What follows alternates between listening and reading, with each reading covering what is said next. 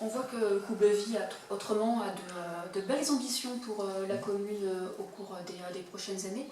Comment vois-tu évoluer le contexte budgétaire justement sur les années à venir? Alors c'est clair que la situation actuelle va impacter le contexte budgétaire. Les départements auront moins de ressources, les intercommunalités auront moins de ressources parce que c'est une ressource liée à l'activité économique et les régions vont soutenir massivement l'économie. Donc, globalement, il y aura moins de possibilités. Nous nous sommes engagés à ne pas augmenter les impôts. C'est clair, c'est un engagement que l'on tiendra. Pas d'augmentation du foncier bâti communal. D'autant que la taxe d'habitation, excusez-moi, est appelée à disparaître. Il y a deux façons de faire les budgets. Il y a une façon où on accumule les projets, on fait la somme, et puis après, on met les recettes nécessaires pour couvrir cette dépense. Et si besoin, on augmente les impôts. Eh bien moi, je suis partisan de la méthode inverse. On a nos impôts, on a nos ressources, et on fait avec.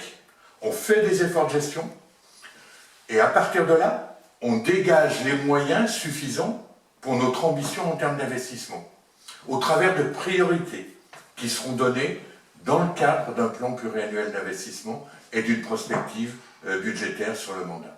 Chose qui sera révisée chaque année. Et moi, je ne peux pas admettre l'idée que l'on puisse dépenser 8 600 000 € pour la construction d'une école, alors qu'une classe de maternelle en moyenne, c'est 300 000 €. Comment peut-on dépenser 8 600 000 € alors que le budget d'investissement de la commune, de Coublevies, si on veut de bons critères de gestion, va se limiter à 15 millions d'euros, et encore si nous n'avons pas de mauvaises surprises en termes budgétaires. Ce n'est pas raisonnable. On ne peut pas consacrer 70% du budget d'investissement à une seule opération. Voilà. Donc nous répondrons présent sur la question de l'école, mais pas dans ces conditions-là. Il y a les moyens de financer une école et un centre de loisirs. Voilà. Tout à fait. Nous aurons les moyens, mais pas dans cette dimension-là. Et les enfants seront très heureux dans une école qui coûte beaucoup moins cher que celle-là. Un autre point, Pascal, qu'il faudrait qu'on voit ensemble, c'est le Pays Voironnais. On en parle assez peu jusqu'à présent dans cette campagne. Toi, tu es un ex-DGS, directeur général des services du Pays Voironnais. Ça veut dire que tu pilotais toute l'administration du Pays Voironnais. Explique-nous l'importance de cette communauté de communes. Alors d'abord, c'est une communauté d'agglomération, mais c'est un détail. Le principe est le même. On a, au niveau du Pays Voironnais, la nécessité d'être très présent. On est copropriétaire du Pays Voironnais. Ça veut dire qu'il faut peser sur les décisions. Il faut être de partout, et en particulier dans les discussions stratégiques. C'est fondamental. Je vais prendre un exemple. La révision du SCOT, schéma de cohérence territoriale, va s'engager. Le Pays Voironnais va représenter le territoire, l'ensemble de nos communes. Soyons très vigilants, soyons très présents pour faire valoir les intérêts de Coublevies. C'est indispensable. Enfin, le Pays Voironnais, c'est aussi des opportunités de conduire ce qu'on appelle des opérations structurantes. Et l'opération Centre-Bourg est une opération structurante, portée financièrement par le Pays Voironnais.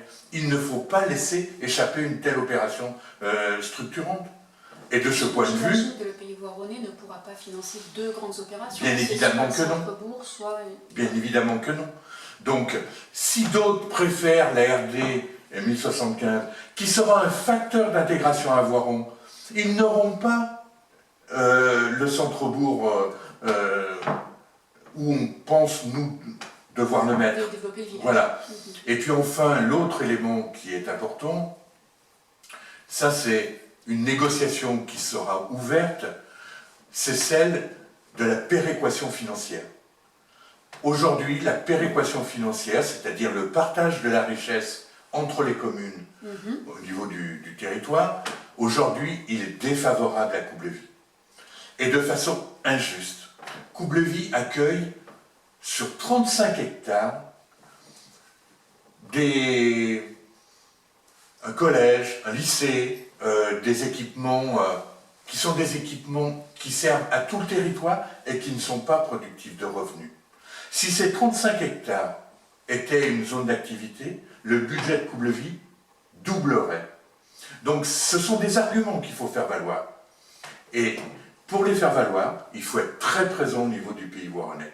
Donc les intérêts de Coublevis passent aussi par le Pays Voironnais. Merci beaucoup Pascal pour cette petite discussion, ces explications. Et rendez-vous le 28. Rendez-vous le 28. Coublevis et Coublevis autrement comptent sur vous. Merci.